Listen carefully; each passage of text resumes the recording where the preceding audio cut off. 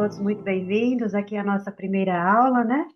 Como vocês já me conhecem, eu já dei a primeira aula para vocês sobre. Aliás, eu já dei a aula para vocês sobre a terapia nas dependências químicas.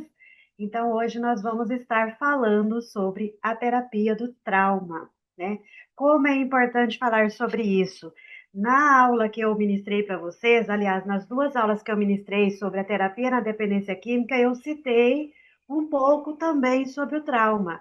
Mas hoje nós vamos trazer um pouco mais de forma aprofundada, né? O que acontece tanto a nível do sistema nervoso, a neurobiologia e também essa parte que acontece na mudança de comportamento devido à situação traumática. Então vamos lá, sejam todos bem-vindos. Bom, o trauma, ele é uma experiência marcante que vai ameaçar tanto a integridade física, quanto emocional, quanto psíquica.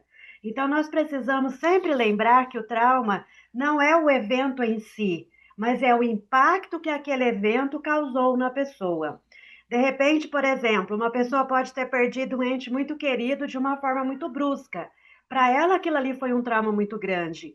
E teve outras pessoas ali que vivenciou a mesma situação, não sofreu aquele impacto de uma forma tão profunda. Então a gente precisa entender que cada ser, né, cada indivíduo vai vivenciar o trauma de uma forma diferente, mesmo estando na mesma situação. Um exemplo que eu gosto de dar sempre, por exemplo, tinham 5 pessoas em um carro, né? E aí aconteceu um acidente de trânsito ali, uma batida. De repente, uma daquelas pessoas, para ela, aquele acidente foi tão impactante que ela não consegue mais dirigir, né? Teve ali aquele trauma, aquele impacto tão grande, né? A nível corporal, né? A nível emocional e a nível psíquico. Já as demais que estavam naquele mesmo carro, passaram pela mesma situação, o mesmo impacto, muitas vezes para elas foi só um susto ali e passou. Então, por isso que a gente precisa entender o quanto aquela situação afetou, impactou aquela pessoa, mesmo que aparentemente tenha sido uma situação simples. Então, sempre vamos pensar que trauma não é o evento em si, mas o impacto que esse evento causou naquela pessoa, né? O quanto ela estava preparada ou não para lidar com aquele impacto. Então, os traumas, no geral, eles podem resultar de vários eventos. Pode ser causado por abusos, sejam eles físicos, psicológicos, tem abusos hoje em dia financeiros, patrimoniais, tem vários tipos de abusos. Pode ser causado por violências, né, que é muito comum, infelizmente, muitas crianças passarem por traumas de abusos e violências, ou por negligências, né? Ou seja, pela falta, muitas vezes, de um amparo, de um acolhimento, de um cuidado. Muitas vezes essa criança, ela se sentiu abandonada. Muitas vezes ela se sentiu rejeitada. Tem muitos casos que muitas vezes, por exemplo, uma criança ela pode ter se sentido realmente abandonada, rejeitada ou negligenciada.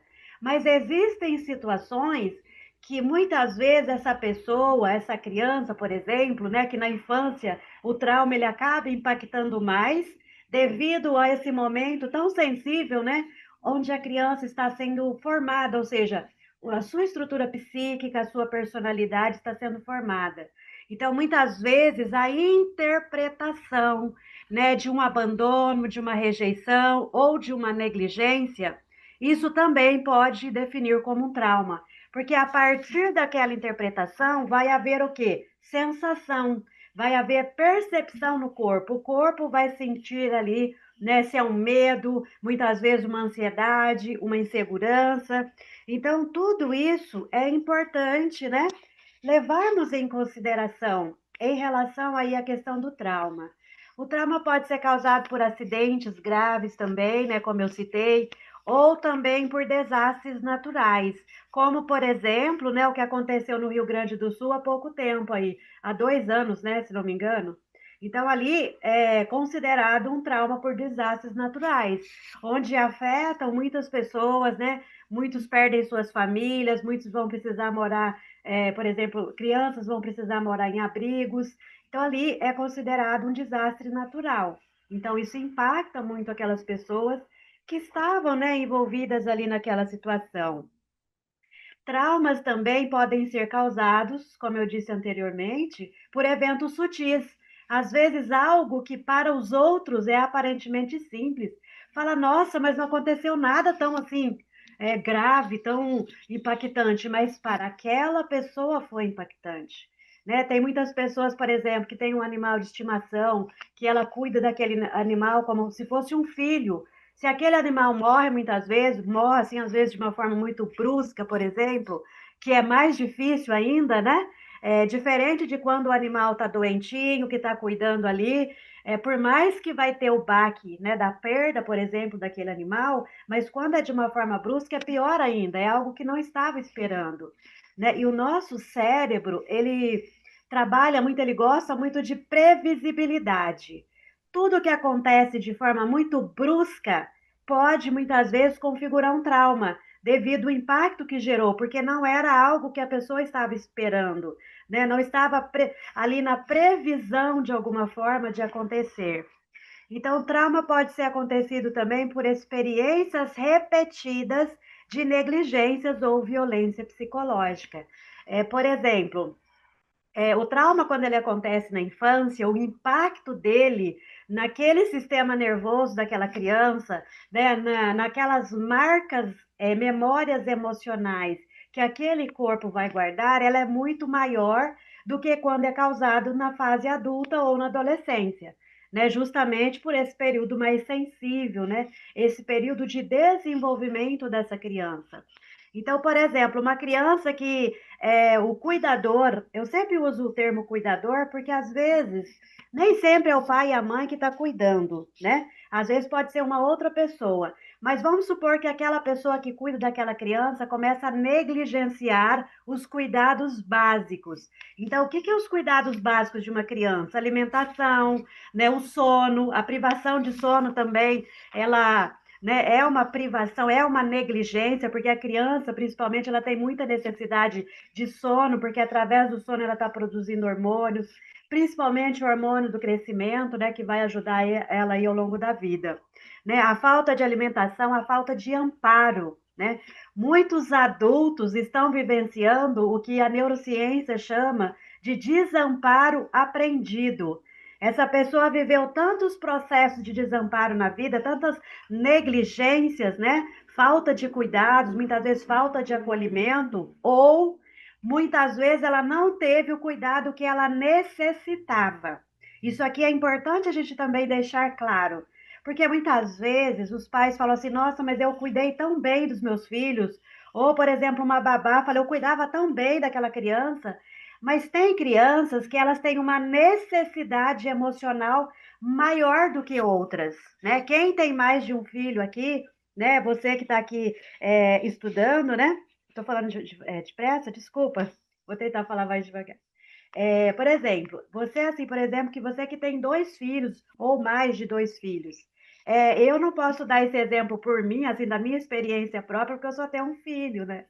Mas geralmente quem tem mais de um filho percebe que cada um age e se comporta de uma forma diferente, né? Tem uns que é mais carinhoso, que quer estar sempre abraçando, quer estar sempre junto, e já tem aquele outro assim que é um pouco mais independente, né? Já não tem aquela coisa de ficar tão perto, de ficar abraçando de tanto carinho. Então é importante também a gente entender que muitas vezes, os cuidadores ou os pais, eles deram carinho, eles deram amor, mas aquela criança em específico, ela necessitava de mais atenção, ela necessitava de mais acolhimento. Então, muitas vezes, a falta desse acolhimento naquilo que ela necessitava pode configurar para ela uma negligência.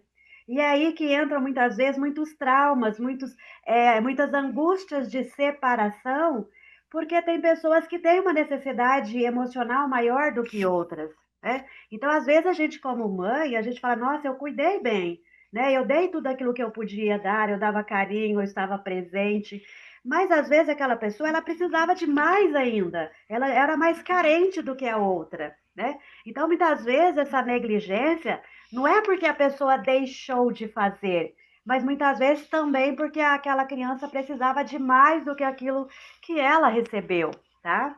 Então é sempre bom a gente ter esse olhar, por quê? Porque às vezes pode acontecer assim, do adulto achar que ele não teve carinho dos pais, do adulto, né, ter esse desamparo aprendido e ele achar que os pais foram ausentes. Talvez não foram ausentes, mas não supriu aquilo que ele necessitava, tá? Eu acrescentei esse slide, tá? Não tá ainda no material de vocês, porque eu acrescentei agora há pouco, que eu achei importante a gente definir os tipos de traumas, né? Existem vários tipos, e é importante que vocês saibam diferenciar quando vocês forem atender, para que até na hora do manejo do trauma que vocês forem, né, utilizar, às vezes precisa ser um pouquinho diferente. Então, no geral, nós temos quatro tipos de traumas. O trauma agudo é aquele trauma que é um único evento, aconteceu uma vez só, mas foi algo tão impactante, tão forte, que gerou ali uma marca profunda naquela pessoa. Quando eu falo marca, eu estou falando de uma marca psíquica e também gerou uma memória emocional corporal, né? Que o nosso corpo, ele também guarda memórias emocionais. Ele guarda sensações que muitas vezes a nossa memória cognitiva, ela não lembra. Então, muitas vezes passamos por traumas, mas a gente não lembra daquele fato em si. Mas muitas vezes acontecem algumas situações que a gente tem muita sensação de medo, de insegurança, de ansiedade. O corpo está trazendo essas sensações e a gente não sabe de onde está vindo. Então, muitas vezes essas sensações elas vêm decorrentes de memórias de traumas. Eu acho que eu citei esse livro na outra aula que eu dei sobre terapia nas dependências químicas. Mas só para relembrar, um livro que eu sempre indico para os alunos, que é O Corpo Guarda Marcas. Então, esse livro ele fala muito sobre essa questão do trauma, né? E também o quanto o nosso corpo guarda essas memórias, né, emocionais em decorrência desse evento traumático, desse fato que aconteceu. Então, esse livro, O Corpo Guarda Marcas, ele é muito bom. Tem o outro também que se chama Os Tesouros que Deixamos para Trás, que é da Ediane Ribeiro, uma psicóloga, que ela também estuda muito sobre o trauma, né? Sobre o tratamento mais somático, né? Envolver o corpo no tratamento do trauma, que eu vou estar falando aí um pouquinho mais para frente. Então, esses dois livros eu super indico, é uma leitura fácil de você compreender, né? E eles trazem muitos exemplos de situações de traumas. Então, vale a pena adquirir, tá bom? É isso, o corpo guarda marcas. E o outro é Os Tesouros que Deixamos para Trás. Então, são dois livros que eu super recomendo. E aí tem o trauma crônico. Então, enquanto que o trauma agudo é uma vez só que aconteceu, foi um único evento, mas ele foi muito forte, ele gerou um impacto extremamente grande e profundo. O trauma crônico são aquelas situações estressantes e dolorosas que muitas vezes a pessoa vai vivendo repetidas vezes ao longo do tempo. Por exemplo, uma pessoa que sofreu um abuso na infância. E aí ela cresce.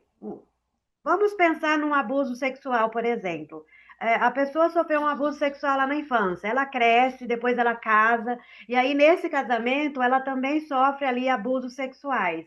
Então, são situações estressantes e dolorosas que vão sendo repetidas ao longo do tempo. Uma criança que muitas vezes sofreu uma negligência em casa, né? Ou ela era exposta muitas vezes à humilhação.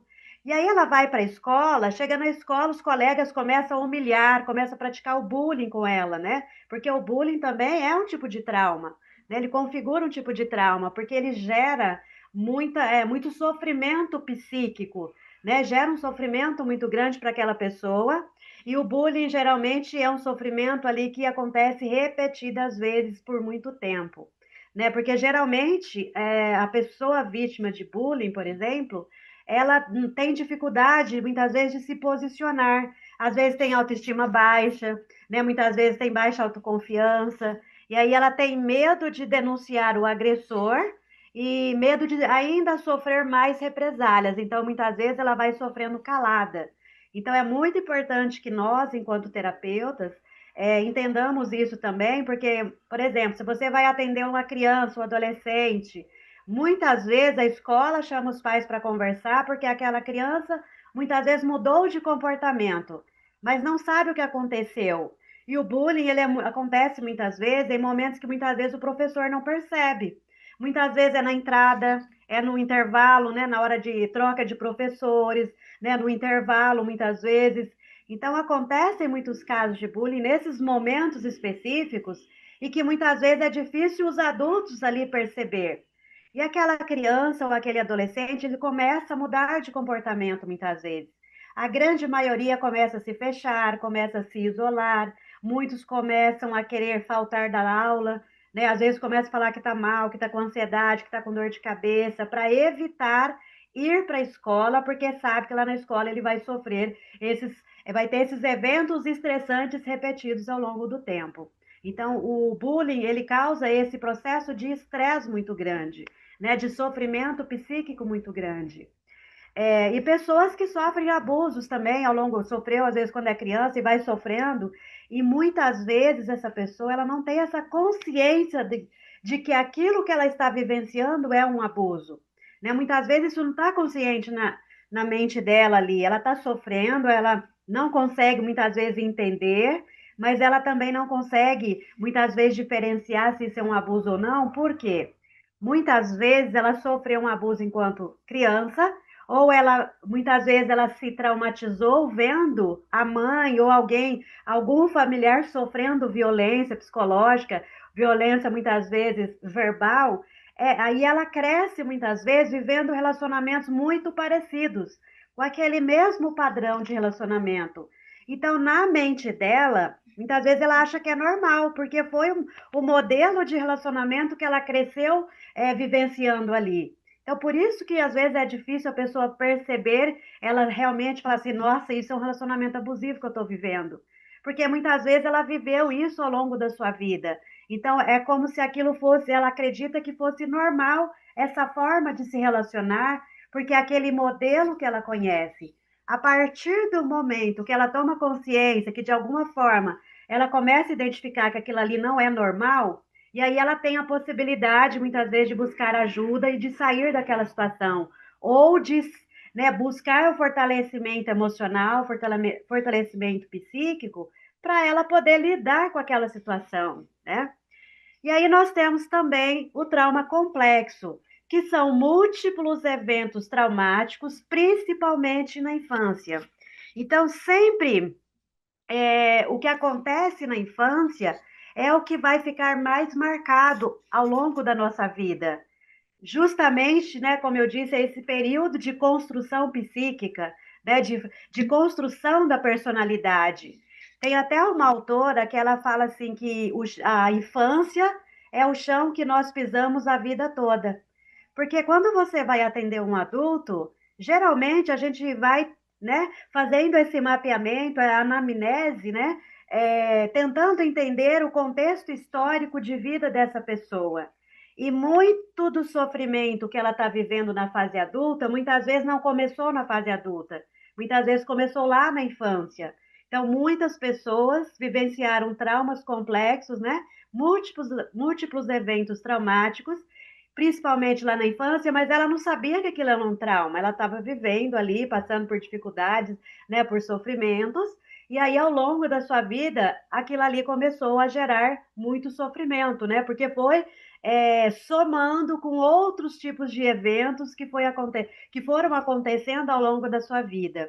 E tem muitas pessoas de 50, 60 anos sofrendo por questões que aconteceram lá na infância. Então, o trauma ele vai ficar armazenado, né, no corpo em forma de memória emocional, sensações, né, percepções, e muitas vezes a lembrança dele ela fica muito no inconsciente. Muitas vezes a gente não consegue acessar essa memória, mas o inconsciente, muitas vezes ele vai trazendo, desculpa, ele vai trazendo para o consciente através muitas vezes de sonhos, né? Sonhos, pesadelos, muitas vezes de que a psicanálise chama de ato falho, né? Às vezes coisas que a pessoa fala, ela vai, saiu sem querer.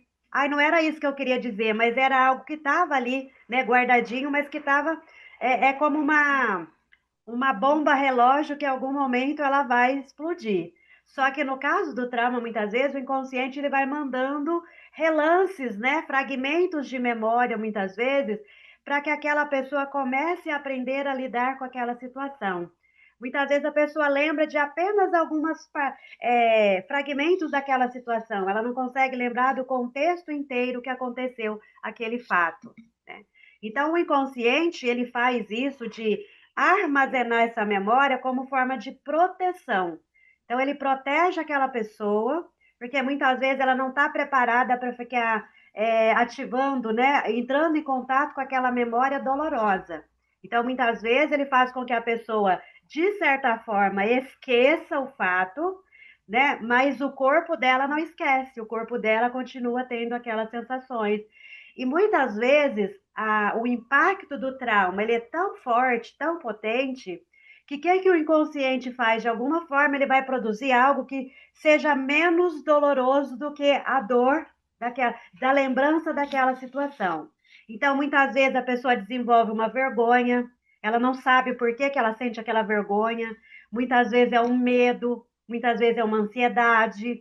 Então, quando você vai tratar alguém, né, vem com ansiedade, vai fazendo essa anamnese, esse mapeamento, porque pode ser que a origem dessa ansiedade esteja relacionada com uma questão traumática, que isso é muito comum. Vergonha também, né? Muitas vezes a pessoa tem muita vergonha, ela se casa, ela tem vergonha do marido, ela tem vergonha de conversar com as pessoas, né? A vergonha também, em muito, não são todos, a gente não pode generalizar, mas em grande parte, né, dos casos de vergonha, existe ali uma origem traumática, né? Uma raiz do trauma ali, né? E temos também um outro tipo de trauma, que é o chamado trauma secundário ou trauma vicário. Esse tipo de trauma aqui, ele é muito comum os terapeutas terem esse trauma, desenvolver esse trauma. Porque esse tipo de trauma é um trauma que não é a pessoa em si que vivenciou, mas ela foi exposta ao trauma de outra pessoa. Então, por isso que nós, enquanto terapeutas, né, psicanalistas, os psicólogos, todos que trabalham com saúde mental, emocional, principalmente, precisa passar pelo seu processo terapêutico. Porque a gente entra em contato com muitas histórias, né, dolorosas, com muitas situações difíceis, né? Então, muitos terapeutas, psicólogos, psicanalistas, eles passam por esse trauma vicário. Através daquele relato do paciente, né? Daquele sofrimento que ele vivenciou, muitas vezes impacta ali o terapeuta. Então, ele acaba sendo, digamos, afetado pelo trauma do paciente. E eu estou citando o terapeuta, que é o nosso caso aqui, mas tem muitas pessoas que não foi ela que sofreu aquela situação, ou seja, não foi ela que sofreu o trauma, mas ela presenciou alguém ali sofrendo aquele trauma. E isso acontece muito em casos de violência doméstica, né, violência familiar. A criança, muitas vezes, ela não sofreu violência, ela diretamente, mas ela presenciou muitas vezes a mãe, o irmão, alguém muito próximo a ela sofrendo violência, ou seja, ela se traumatizou a partir da violência que ela presenciou o outro vivenciando. Isso acontecia muito nas guerras, né, situações de guerras, né, nos traumas muitas vezes assim também traumas, né, de eventos climáticos, eventos ambientais, porque aquela criança muitas vezes ela tá vendo ali os pais, né, tentando salvar muitas vezes a casa, né, tentando salvar um animal de estimação muitas vezes numa enchente, tá vendo perder tudo ali, então muitas vezes ela também está sofrendo ali com aquela situação. Então é importante vocês entenderem esses tipos de traumas para na hora que vocês forem, né, estar atendendo a pessoa, poder identificar se foi um evento único que aconteceu ou se aquela pessoa foi vivendo a mesma situação, às vezes mudou só o personagem, né? Que é no caso de relacionamentos abusivos, tem muitas pessoas que saem de um relacionamento abusivo, se ela não tratar a sua dependência emocional que praticamente em 100% dos relacionamentos abusivos existe a dependência emocional por parte da vítima em relação ao agressor, né? Então, se ela não tratar aquela dependência emocional, muitas vezes ela consegue sair de um relacionamento, mas ela tem a tendência a entrar em outro que mudou só o personagem da história, mas a história se repete. Então, muitas vezes ela vai vivenciar relacionamento abusivo do primeiro casamento, aí separou, não tratou, vive do segundo casamento, e tem pessoas que vai vivendo esse ciclo de dor e sofrimento. Então, ou seja, ela está vivendo um trauma crônico, né? Ela está passando por situações dolorosas repetidas vezes. Então, por isso que é importante, né, tratar o emocional, né, ressignificar as experiências dolorosas para que não tenha essa possibilidade muito maior de ficar repetindo situações de sofrimento, né? Infelizmente, situações, principalmente a situação de relacionamentos abusivos. Eu já acompanhei muitos casos, né, de principalmente mulheres, que eu acabo atendendo mais mulheres, né, que saía de um relacionamento, passava um tempo, entrava em outro. No começo é tudo lindo, maravilhoso, e às vezes a carência, né, é tão grande, ela não percebe ou acaba, né, deixando para lá alguns os pequenos sinais sutis que começam, né? Nenhum relacionamento abusivo ele começa logo com a violência. Ele começa com pequenos sinais sutis. E aos poucos esses sinais vão aumentando e muitas vezes chega numa violência verbal e assim por diante, né? Então, é preciso tratar o emocional, né? Bom, o trauma, ele é uma experiência que ele vai desafiar a homeostase regulatória. O que que é isso?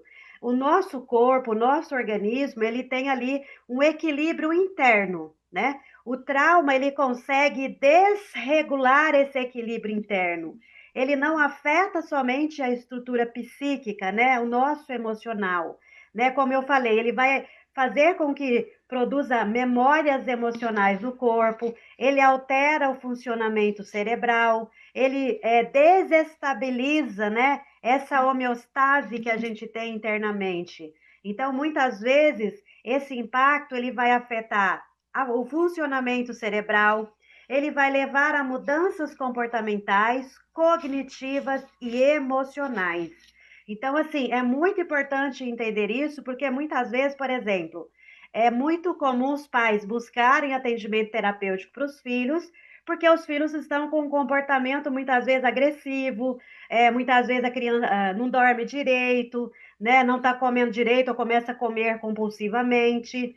Então, muitas vezes esse trauma ele está se manifestando através do comportamento, né? Principalmente, por exemplo, a criança, que muitas vezes ela não tem essa facilidade de explicar o que está acontecendo com ela. Então, muitas vezes a criança começa a chorar demais, fazer muitas birras, né? Começa a ter pesadelo e quer correr para o quarto dos pais, dormir na cama dos pais, muitas vezes. Isso pode ser, muitas vezes, questões traumáticas. Só que ela não tem aí essa clareza, ela não sabe muitas vezes explicar o que está acontecendo com ela. Então, muitas vezes a gente vai chegar até a raiz do que aconteceu através do comportamento, mas a gente não deve focar somente no comportamento. O comportamento, ele é um sintoma, e a partir desse sintoma a gente vai mapeando até chegar na raiz. Então, o trauma, ele vai aí afetar também o comportamento, né? Então, é importante olhar aí para todas essas questões. O trauma ele vai causar esse impacto profundo nas estruturas que envolvem a regulação emocional. Então, tem áreas do cérebro que é responsável pela regulação emocional, pela tomada de decisões, né, pelas funções cognitivas. Então, nós temos algumas áreas aqui que elas têm grande importância no que tange aí as questões emocionais, que é a amígdala cerebral, né? Ela é responsável por acionar como se fosse o sistema de alerta do nosso corpo, quando ela recebe estímulos de perigo, de algo que nos coloca em perigo, né, que ameaça a nossa sobrevivência. Só que no caso de trauma, o que que acontece?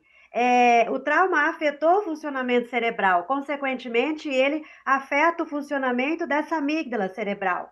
E aí, muitas vezes, ela começa a captar estímulos, né, que não é um estímulo real, não é um perigo real, mas ela está desregulada.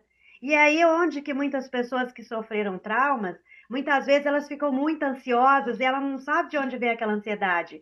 Não, ela não consegue identificar um motivo aparente daquela ansiedade, mas muitas vezes é o quê? A amígdala que está desregulada e está absorvendo, captando estímulos do ambiente como se fosse algo perigoso que vai acontecer.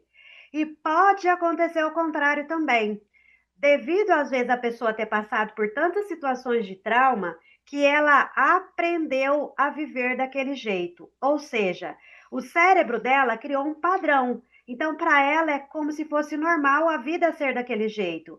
Então, muitas vezes a amígdala dela está captando estímulos de perigo e muitas vezes são perigos reais, só que ela está tão acostumada de se sentir daquele jeito que ela não leva a sério, que ela acha que é normal. Então, existem esses dois pontos que é importante a gente ajudar essa pessoa a identificar, porque às vezes ela pode realmente estar em perigo de verdade, mas ela achar que não tem perigo nenhum ali. Não, eu sempre vivi assim. Tem pessoas que falam assim, nossa, mas eu sempre senti isso. A minha vida toda eu senti dessa forma. Por quê? Porque o cérebro dela criou aquele padrão, ele aprendeu a viver daquele jeito. Não quer dizer que aquele jeito é um jeito saudável, né? Então, nós temos o córtex pré-frontal, que é a área responsável, né, junto com o sistema límbico, pela regulação emocional, pela tomada de decisão consciente, racional, né? Porque às vezes a pessoa toma decisões, mas ela é muito impulsiva. Ela não para analisar a situação. Então, muitas vezes, essa impulsividade pode estar relacionada, eu digo pode, porque nem sempre também a impulsividade, todo tipo de impulsividade está relacionada a trauma. Mas aí é importante a gente perceber a idade, né? Se é um adolescente, o adolescente ainda está passando por esse processo dessa consolidação, dessa maturação do córtex pré-frontal. Né? Se é uma criança que tem muita impulsividade, a criança também ainda está formando essa área do córtex pré-frontal, né? Está maturando essa área. Então é mais comum a criança e o adolescente ter essa impulsividade, aqueles comportamentos mais impulsivos. Não estou dizendo que isso é normal e que é saudável, estou dizendo que é mais comum devido a essa questão do córtex pré-frontal. E aí a gente precisa ir mapeando, né, o que está gerando essa impulsividade naquela criança e naquele adolescente, né? Agora, se já é um adulto, esse adulto muito impulsivo é uma pessoa que muitas vezes ela tem baixa tolerância à frustração, é uma pessoa que às vezes é muito ansiosa, né? Onde está a raiz dessa ansiedade?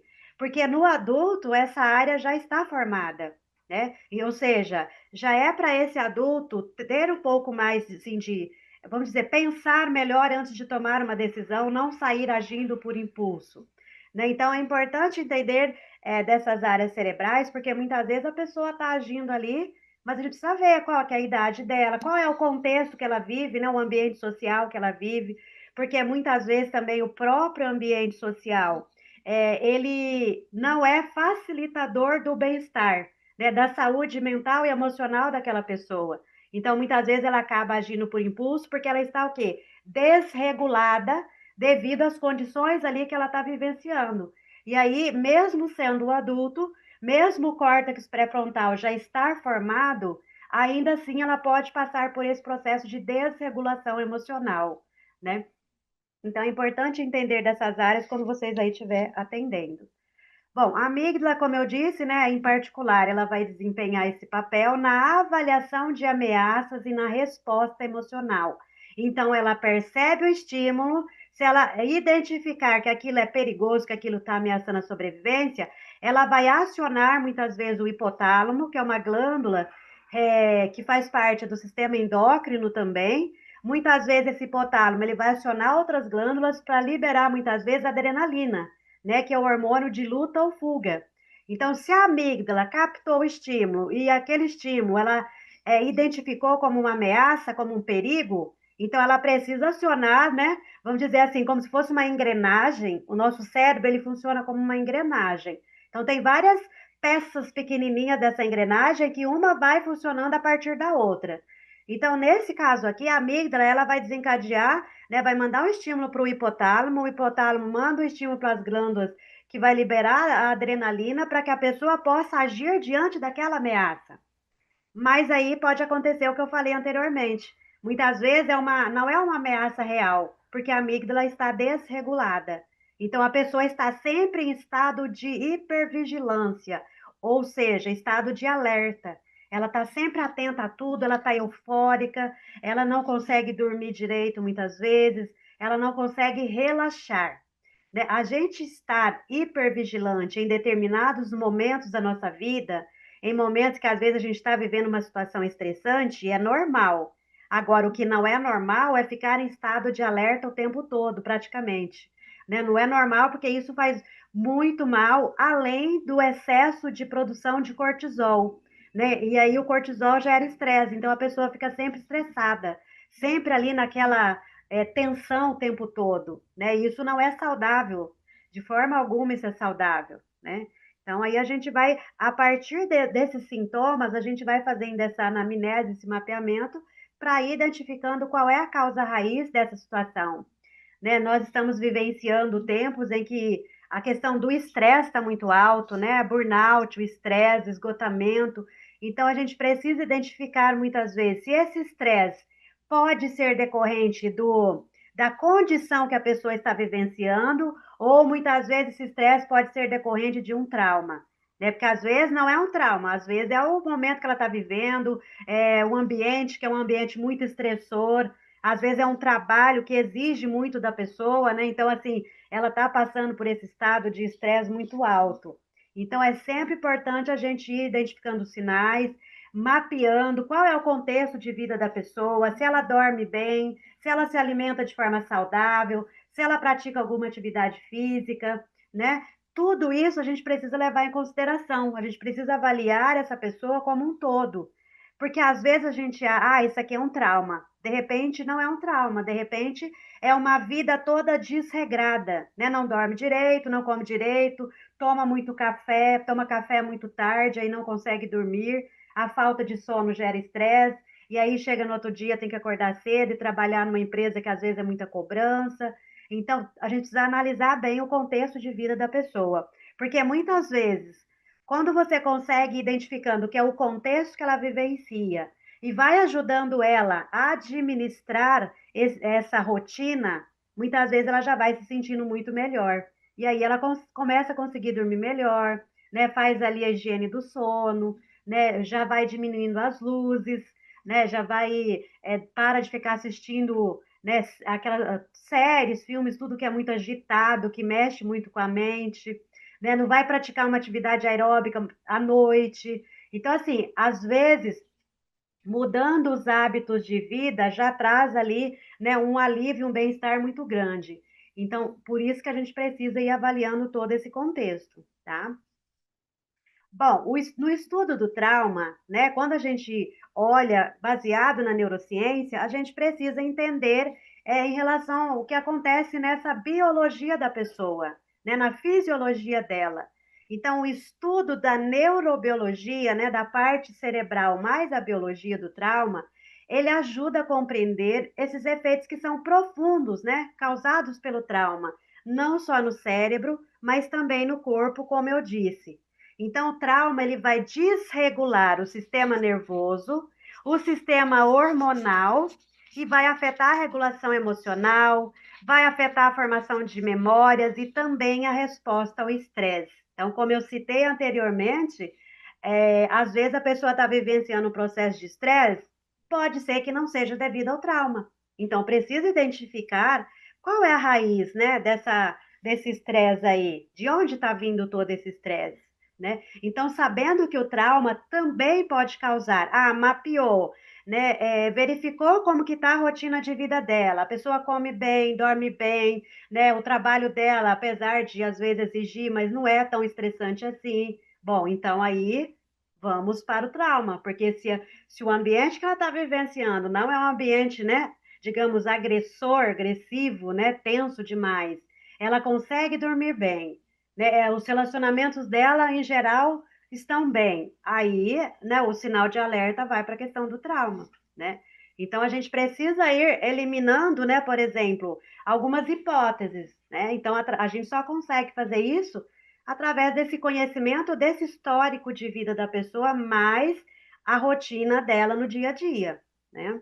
Por isso que é importante ter esse olhar para o todo, né? Porque apesar de o nosso foco ser no emocional, mas é um ser sistêmico, né? A pessoa tem vários aspectos da vida dela que está interferindo no bem-estar dela ou estar muitas vezes prejudicando o bem-estar dela, né? Em indivíduos com trauma, né, só reforçando aqui que eu havia dito anteriormente, a amígdala ela pode se tornar hiperativa e causar respostas exageradas em relação ao estresse e ao medo.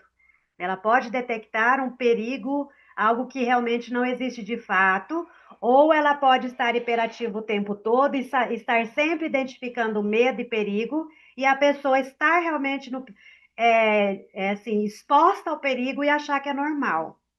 Além disso, nós temos uma área que é muito importante, que é o hipocampo.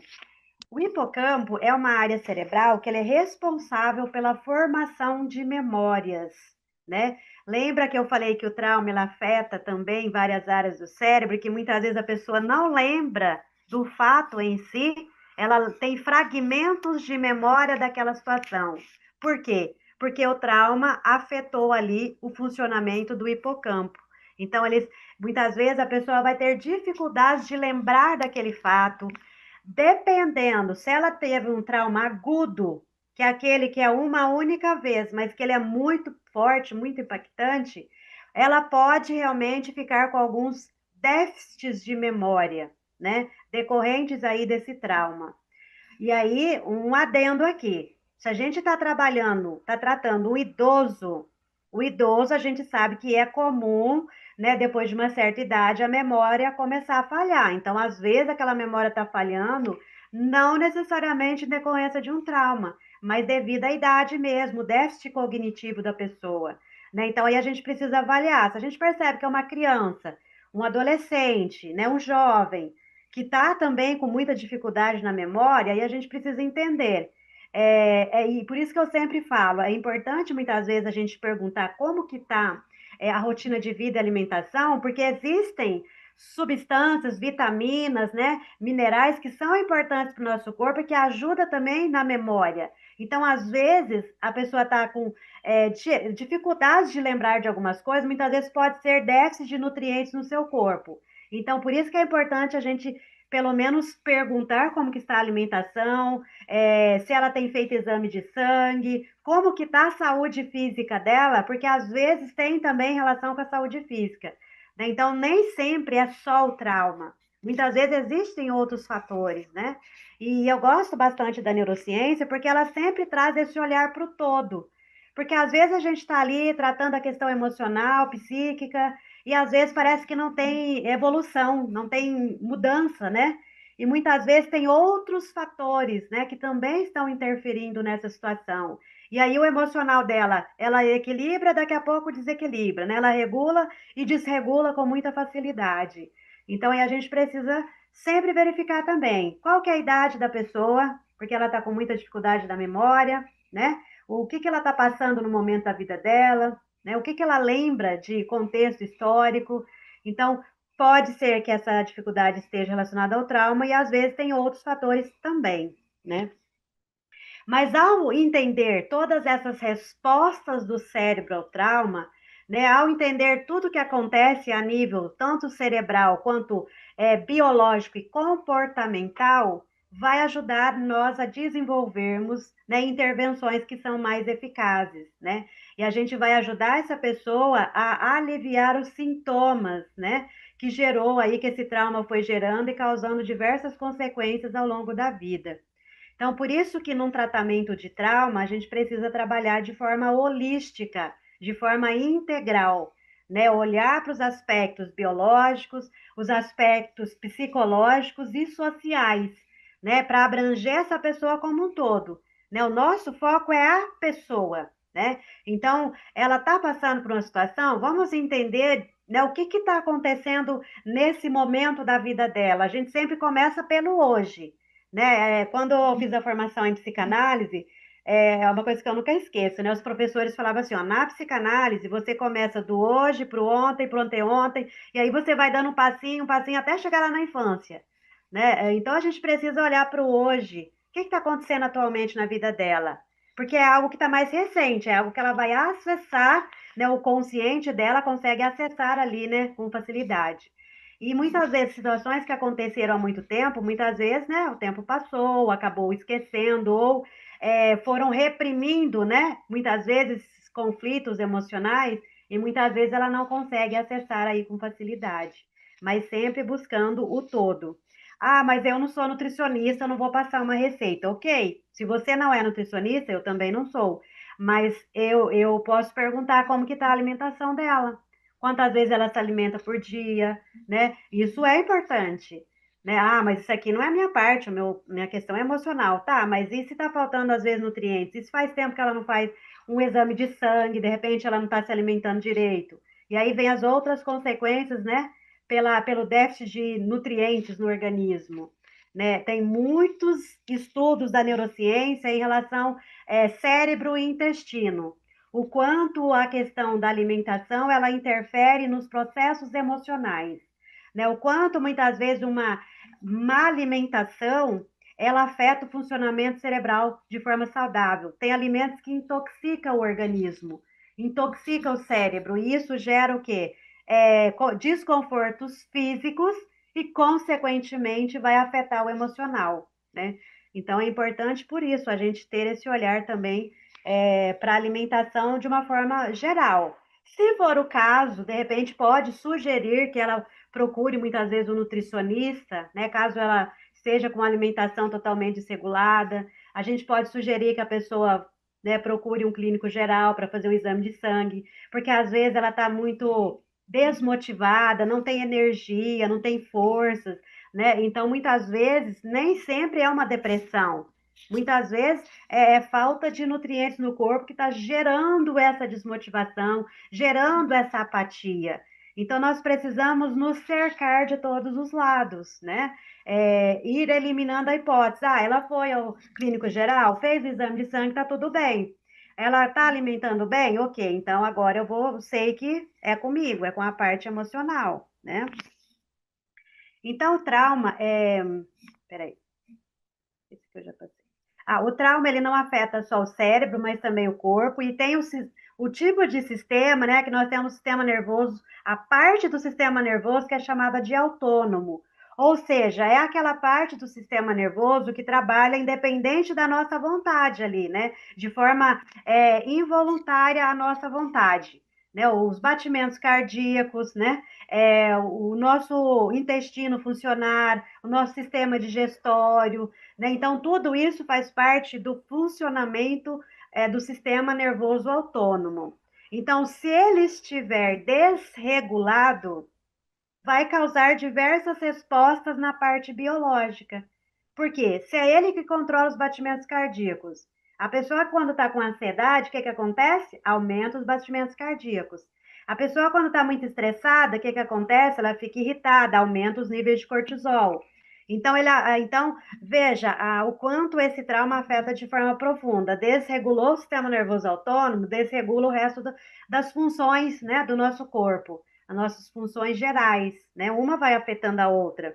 Já que é importante a gente olhar para o todo, então a gente precisa entender o que está sobre o meu controle, né? No caso, se eu sei que existe uma parte do meu sistema nervoso que ele trabalha de forma autônoma, mas existe alguma forma algo que eu possa fazer para ajudar nessa regulação? Existe, né? É o que a gente vai ver aí ao longo da aula, né? É meditação, é a pessoa praticar atividades físicas, né? Ela procurar fazer algo que seja prazeroso para ela, que seja um hobby ali prazeroso. Então, tudo isso vai ajudando a regular esse sistema nervoso, né? Então, durante o trauma, durante o evento traumático ali, ocorre uma liberação muito grande do hormônio de estresse, que é o cortisol.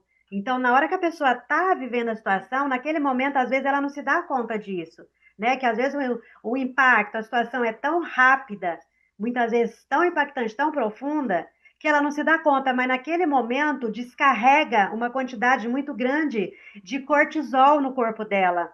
E esse cortisol, ele provoca o estresse. Muitas vezes isso acontece até para ela dar conta de, naquele momento ali, segurar aquela situação, né? Ela dá conta de ficar ali, digamos, em pé, né? E muitas pessoas, eu não comentei aqui, mas tem também o transtorno do estresse pós-traumático, que é o que chamam de TEPT. O que é o TEPT? A pessoa passou por uma situação traumática, mas naquele momento ela não se deu conta, ela ficou ali meio que em estado de congelamento. Só que passado algumas semanas ou até meses, aí que, como se diz, como diz, né? Aí que caiu a ficha dela. Então, muitas vezes, o sofrimento ele vai vir bem depois, não foi naquele momento. E aí vai gerar esse estresse, o transtorno do estresse pós-traumático é depois. Não foi no momento exato do trauma, foi depois. Então, muitas vezes, acontece com muitas pessoas. Por exemplo, um exemplo que eu acho que fica bem fácil de entender. Naquele que eu citei lá do Rio Grande do Sul, né, que teve aquela enchente. Tanto as pessoas que passaram pelo processo de perder famílias, casas e tantas, né, pessoas queridas, muitas vezes naquele momento, né, naquele auge da situação, ela precisava muitas vezes proteger a família, tirar a família daquele lugar, proteger ali o animal de estimação, levar. Então ela estava naquela correria, naquele momento ela não sentiu nada, não deu tempo ela parar para sentir. A hora que passou aquele momento ali, que ela parou, aí sim veio o TEPT. Acontece isso muito também com policiais, com bombeiros. Bombeiros são das pessoas que mais sofrem TEPT. Porque às vezes acontece lá uma situação, né, um desmoronamento, eles precisam salvar vidas ali. Então, naquele momento, o corpo deles muitas vezes está produzindo cortisol ali para dar conta, adrenalina, né, para dar conta de ajudar a retirar aquelas pessoas ali, né?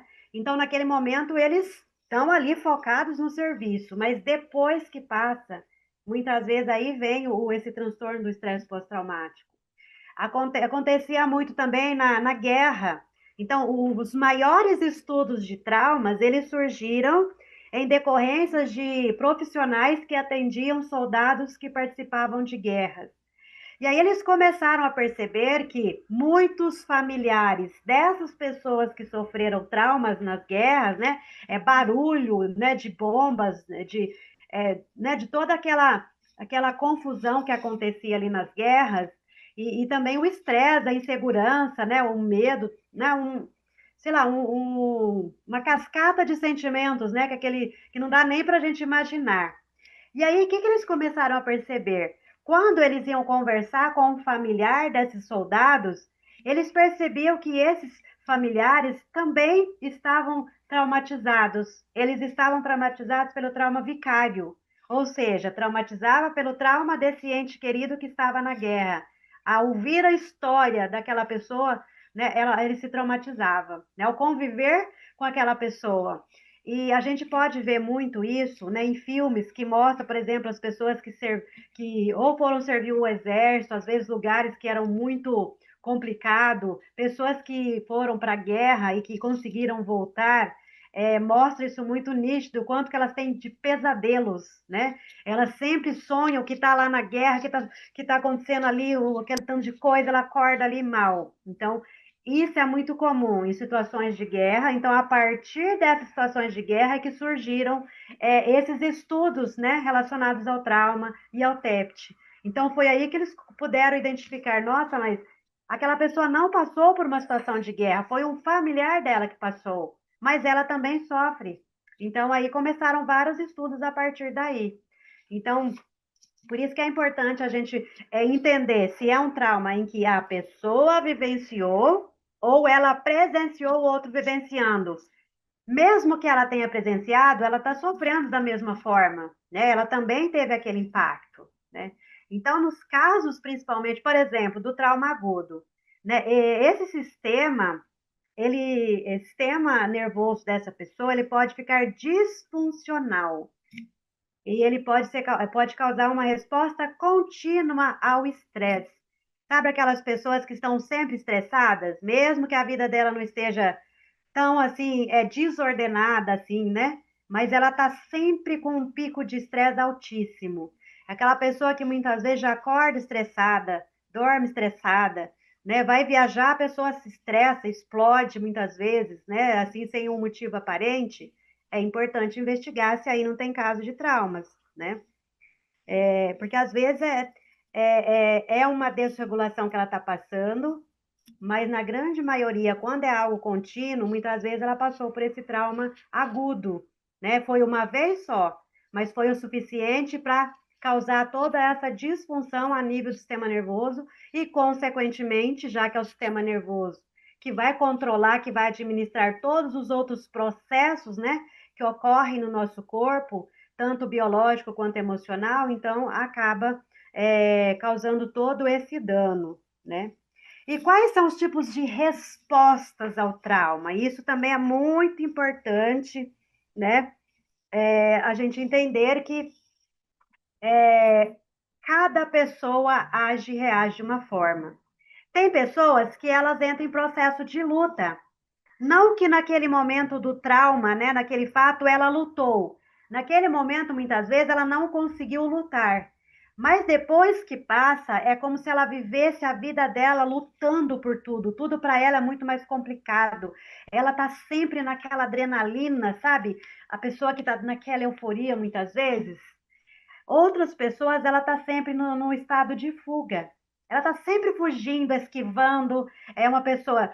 Aí a gente sempre precisa buscar o discernimento, né? Muitas vezes a pessoa foge porque ela quer evitar conflito. É uma pessoa que tem dificuldade, muitas vezes, de entrar em embate, entrar em conflito. Não necessariamente que isso é resposta de um trauma, mas uma das situações que é muito comum em pessoas que estão sempre fugindo de conflitos, muitas vezes, fugindo de situações, ela tem dificuldade de tomar decisões, muitas vezes, às vezes ela está sofrendo naquela situação que ela está vivenciando, mas ela não consegue, né, muitas vezes, se posicionar e tomar uma decisão ali.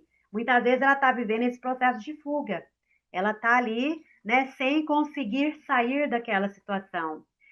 Outras pessoas, elas entram em processo de congelamento, né?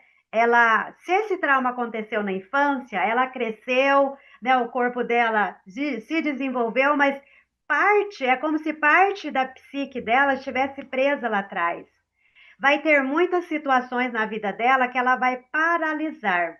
Situações que ela precisa agir, ela paralisa. Situações que ela precisa enfrentar, que depende só dela enfrentar, ela não consegue, ela não tem ação ali.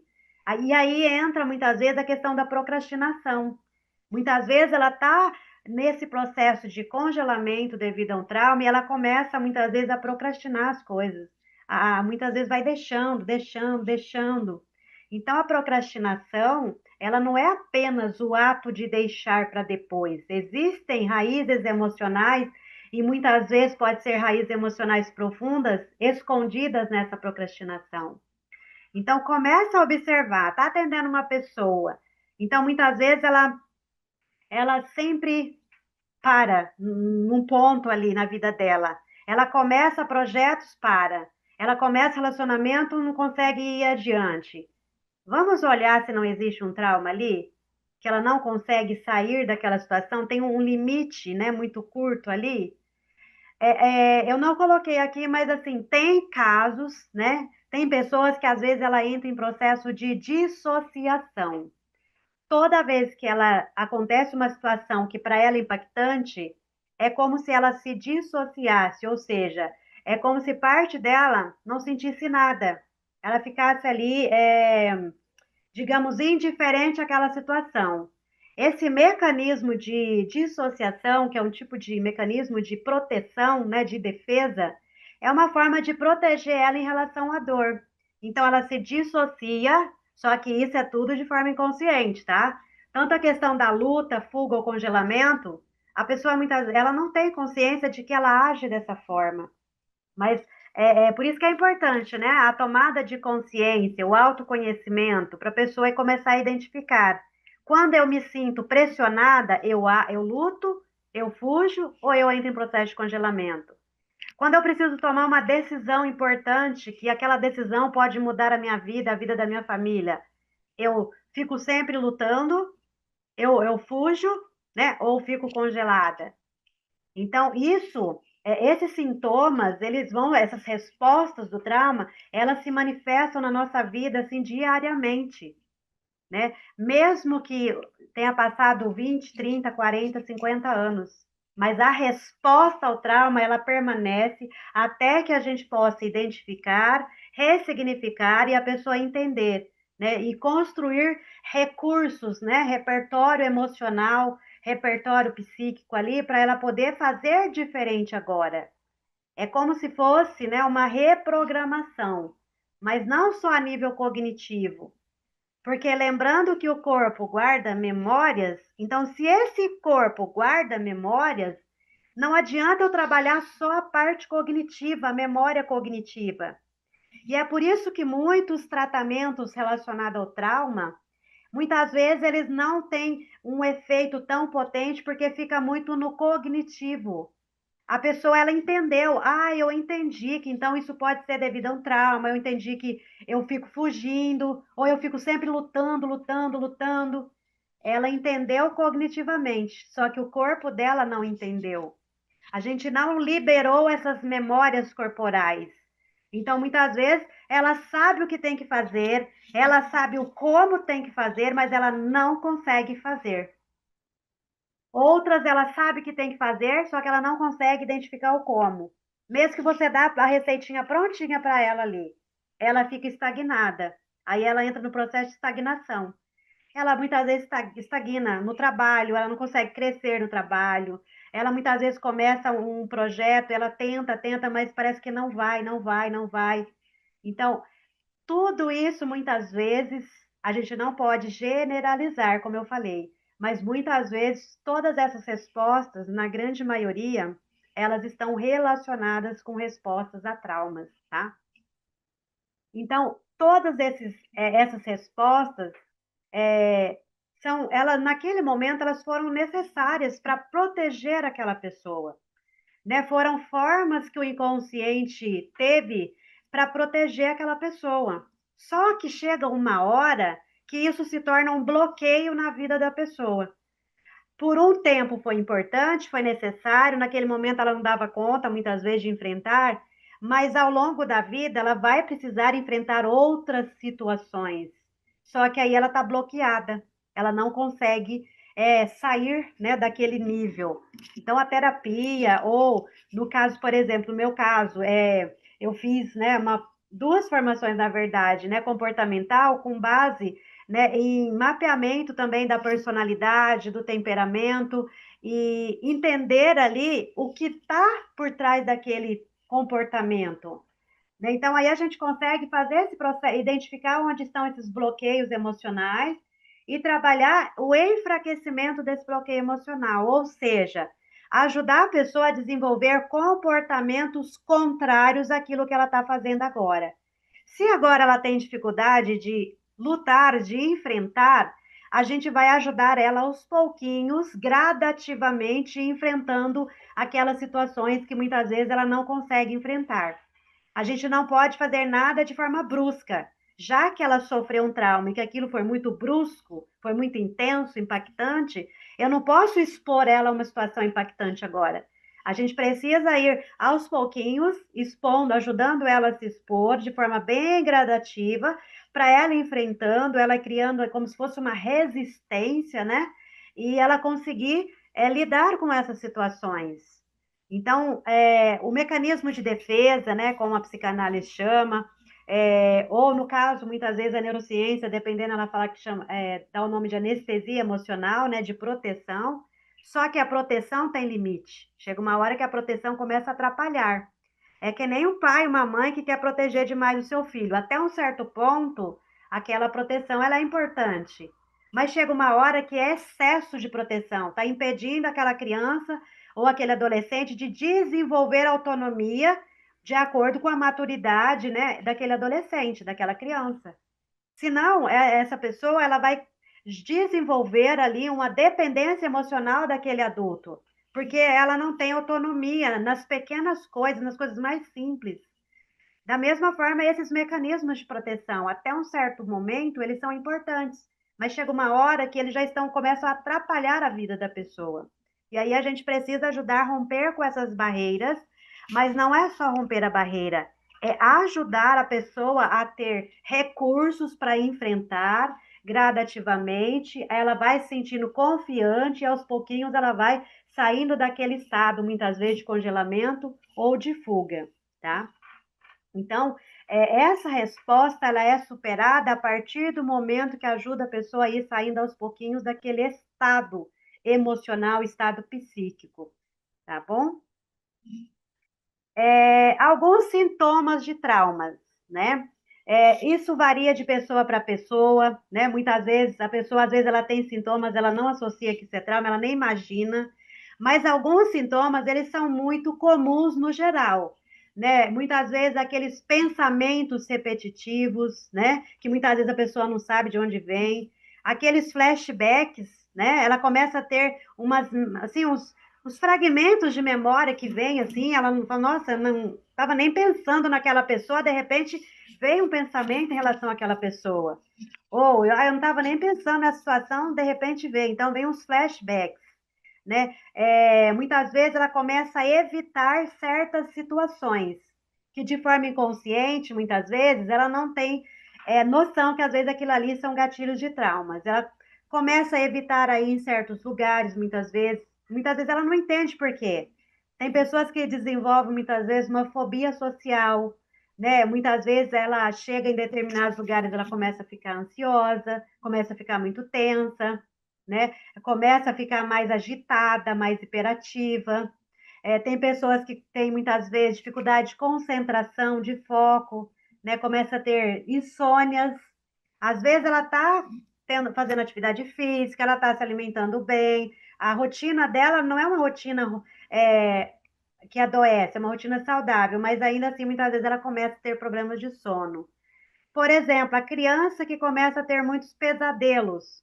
Aí é importante também verificar se essa criança não está vendo desenhos, né? Às vezes desenhos, filmes, que de alguma forma aquilo ali está mexendo ali na mente dela, na cabecinha dela, mas ela não é a criança que assiste desenhos agitados demais, ou os desenhos que ela assiste, não, né? Aparentemente não tem nada que possa mexer com ela, né? Com a mente dela e ela começa a ter muitos pesadelos, é um gatilho. É importante avaliar isso. Ansiedade, né? São sintomas muito comuns em casos de traumas, né? Ansiedade. Então, lembrando que nem toda ansiedade é decorrente de trauma, mas a grande maioria de trauma, um dos sintomas é a ansiedade. Pode causar compulsão alimentar muitas vezes, né? A pessoa começar a querer comer demais, muitas vezes para aliviar aquela ansiedade, né? Que ela acha que é fome, mas é, na verdade, uma fome emocional, né? E pode desencadear também outras compulsões, tá? É muito comum, às vezes, em caso de algumas compulsões, quando você vai entender qual é a raiz dessa compulsão, muitas vezes existe um trauma ali escondido, né? E aí os efeitos a longo prazo, né? Nós vimos que tem lá vários efeitos no sistema nervoso, mas e os efeitos a longo prazo? Ele causa desregulação na neurobiologia, né? Então, ou seja, a pessoa que passou por trauma, seja ele agudo, trauma único, né? Mais profundo, impactante, ou seja principalmente aquela que passou por vários traumas recorrentes perda da autorregulação emocional. Ela tem muito mais dificuldade de se regular emocionalmente. Por quê? Porque afetou o sistema nervoso, consequentemente, afetou o córtex pré-frontal e o sistema límbico, que é a área responsável pela regulação emocional. Ela tem dificuldade ou uma incapacidade mesmo de desenvolver essa autorregulação emocional. E isso é muito comum, principalmente nas crianças, porque a criança ainda está em processo de formação. O córtex pré-frontal ainda está em processo de maturação. Né? A criança ainda está, a estrutura psíquica dela está se formando, então ela ainda está aprendendo. Então, se ela passa por trauma, isso já vai desregular o seu sistema nervoso e muitas vezes ela cresce com aquela dificuldade de se regular. Né? Por quê? Porque já começou desde a infância. Por isso que o trauma que ocorre na infância, o impacto dele, o estrago dele é muito maior. né? E pode muitas vezes gerar até causar distúrbios, né, na vida dessa criança. A sua falta de processo de autorregulação pode levar também a problemas, muitas vezes, de distorção cognitiva, né? Ela começar a ter muitas distorções, né, na vida dela, começar a ver as coisas não da forma como é, mas de uma forma muito diferente, muito negativa. Muitas vezes ela não ter uma boa autodefinição, ou seja, sobre si mesma, né? Ela não ter ali uma tipo assim, reconhecer a ela mesma, né? Ela vê o mundo como um lugar totalmente perigoso de se viver. Ela começa a ver perigo em tudo, né? A gente sabe que existem, né, muitas situações, pessoas que realmente, né, representam perigo. Mas uma criança que passou por trauma, que tem esse processo de desregulação, para ela é muito mais difícil, né? Ela vai crescendo com aquele padrão desregulado. O cérebro dela foi crescendo com aquele padrão. Então, pode mudar? Pode, claro, mas é um processo que vai demorar mais, né? Os gatilhos são acionados com o tempo e até o cheiro, né? Muitas vezes. Tem pessoas que, por exemplo, ela passou por uma situação que foi impactante para ela de alguma forma. E naquele momento tinha um cheiro específico ali. Pode passar muitos e muitos anos daquela situação, mas ao entrar em contato com aquele cheiro, vai acionar o gatilho daquela memória daquela situação que ela passou. Então, é cheiro, né? Por exemplo, é o tato. Pessoas que, por exemplo, sofreram muita violência física, mesmo que talvez ela não se lembre daquela violência física, mas ela cresce muitas vezes com dificuldade de aproximação, de relacionamento mais, mais profundo, mais íntimo. Tem pessoas que têm dificuldade de abraço, de abraçar as outras. Por quê? Muitas vezes ela sofreu violências físicas, né? Ela pode não lembrar, não ter a memória cognitiva, mas o corpo dela fica. Quando alguém começa a se aproximar demais, muitas vezes ela se sente ameaçada. E isso é uma experiência até assim interessante de compartilhar, porque até 2022 eu estava em sala de aula, né? Que a minha primeira graduação foi em biologia. E a gente percebe que tem muitos alunos que eles são muito assim, ele tem um comportamento mais agressivo, de enfrentar o professor. E muitas vezes não é que que às vezes fala, esse é mal criado, não respeita. Muitas vezes aquela criança ou aquele adolescente passou por tantas violências, tantos traumas, que muitas vezes uma forma de se proteger, de se defender, ela se torna agressiva muitas vezes. Então ela começa assim muitas vezes desafiar o adulto ali, né? No caso, nesse caso específico, o professor, né? Muitas vezes ou se o colega começa a se aproximar mais dela, né? Vê que está chegando muito perto, ela já começa, tipo, ela já se arma, né? Ela já fica ali pronta para lutar. Então, nem sempre isso é porque é mal criado, é falta de respeito. Muitas vezes é efeito do trauma. Então, olha os estragos, né, que um trauma causa, principalmente na vida de uma criança. Então, ao longo da vida, ela vai aí tentando se proteger de alguma forma, se defender de alguma forma. Então, e quando ela vai se tornando adulta, é o que é o que acontece em muitos casos de violências familiar, de relacionamentos abusivos, muitas vezes não que justifique, né? Isso não justifica, mas na grande maioria dos casos, a pessoa que se tornou o abusador, muitas vezes ela foi abusada na infância. Muitas vezes ela sofreu muitas violências e negligências na infância. E aí ela cresceu vendo aquilo, então, como forma de se proteger, ela muitas vezes, aquilo que ela sofreu, ela repete esse comportamento, mas no outro. Então, não justifica nenhum tipo de violência, mas, infelizmente, é, eu fiz uma formação em traumas, né, que se chama NET, né, o código, né, que é Terapia de Exposição Narrativa ao Trauma. E aí tinha uma juíza que estava participando desse curso e ela trabalhava com muitos casos, né, que fazia lá o processo das pessoas, dos abusadores, né, que causavam aí muitas violências. O que que ela falou? Que 95% daqueles homens, né, que eram agressores, né, que agrediram suas esposas, muitos até mataram, 95% deles sofreram abusos na infância. Então, olha o estrago, né, que o trauma, que o abuso causa na vida de uma pessoa. E não justificando, porque muitos sofreram abusos e não se tornaram abusadores, mas muitos não conseguiram, reverter essa situação, né? Então, o quanto é importante o nosso trabalho, atender crianças, a gente valorizar mais a infância, né? Acolher muitas vezes aquela criança que não sabe falar o que ela está sentindo, está irritada, tem pais que às vezes os pais estão irritados, vai lá e bate na criança, ao invés de tentar entender o que está acontecendo com ela, né? Então a gente precisa cuidar muito da infância de hoje, porque a infância de hoje vão ser os futuros adultos lá na frente, né? Então, nós tendo essa consciência, é importante que a gente faça essa psicoeducação com os pais, com os professores, né, com quem cuida de criança, da importância de acolher essa criança, de ajudar ela a se regular, encontrar formas de regular o seu emocional, de expressar suas emoções de forma saudável, para que não se torne ali um adulto, né? Um adulto que ou ele pode se tornar uma vítima muitas vezes, ou ele pode se tornar um agressor, ou uma pessoa que reprime demais e sofre com essa repressão. Então, tudo isso é importante, né? A gente olhar para isso, né? E tentar fazer a nossa parte, né? Enquanto terapeuta. Bom, um dos sintomas também é a falta de um senso contínuo e previsível de si, né? A ansiedade de separação, muitas vezes, alteração da imagem corporal, ou seja, a pessoa se vê de uma forma distorcida, né? É muito comum, por exemplo, nos casos de dependência emocional ou codependência emocional. A pessoa, muitas vezes, ela tem uma visão distorcida de si, né? Ela não consegue ter um senso de si própria, então ela fica buscando no outro aquilo que ela não consegue reconhecer em si própria, né? Uma baixa autoestima, muitas vezes, né, a baixa autoconfiança.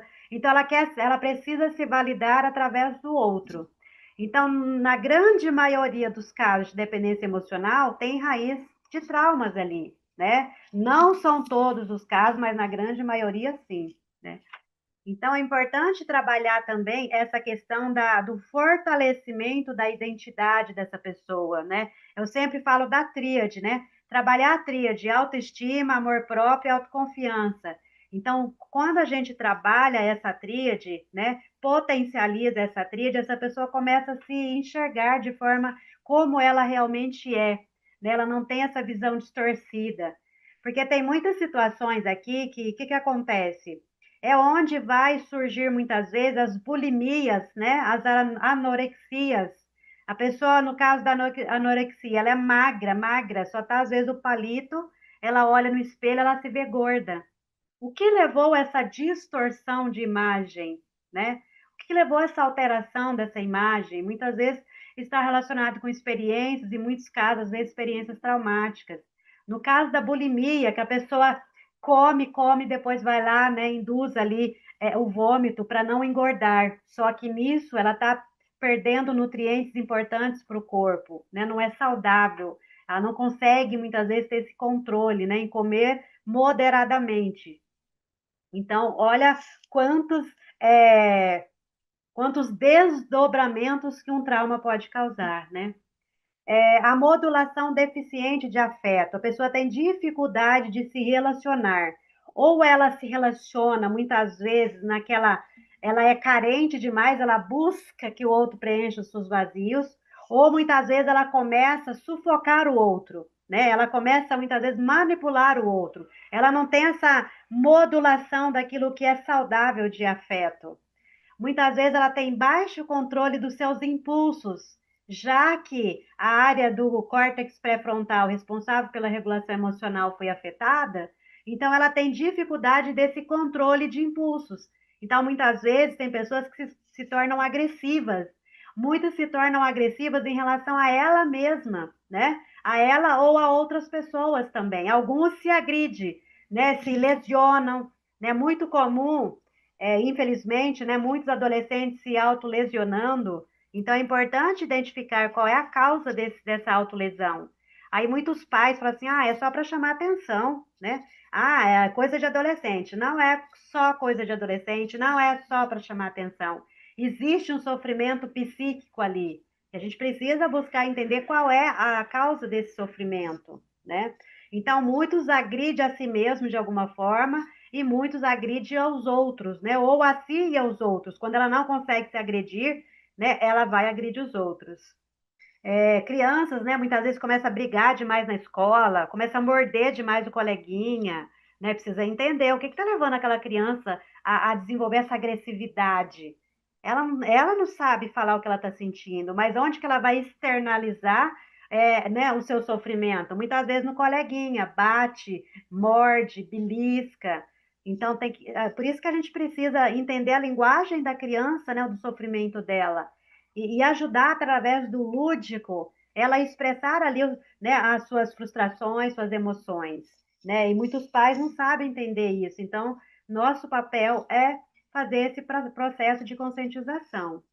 Né? Muitas pessoas têm muita incerteza, né, sobre a confiabilidade, né, previsibilidade dos outros, então ela desconfia de tudo e de todos. O mundo é um lugar perigoso para se viver, então ela fica com medo muitas vezes de sair na rua, ela muitas vezes fica com medo de ir a certos lugares ou de se relacionar.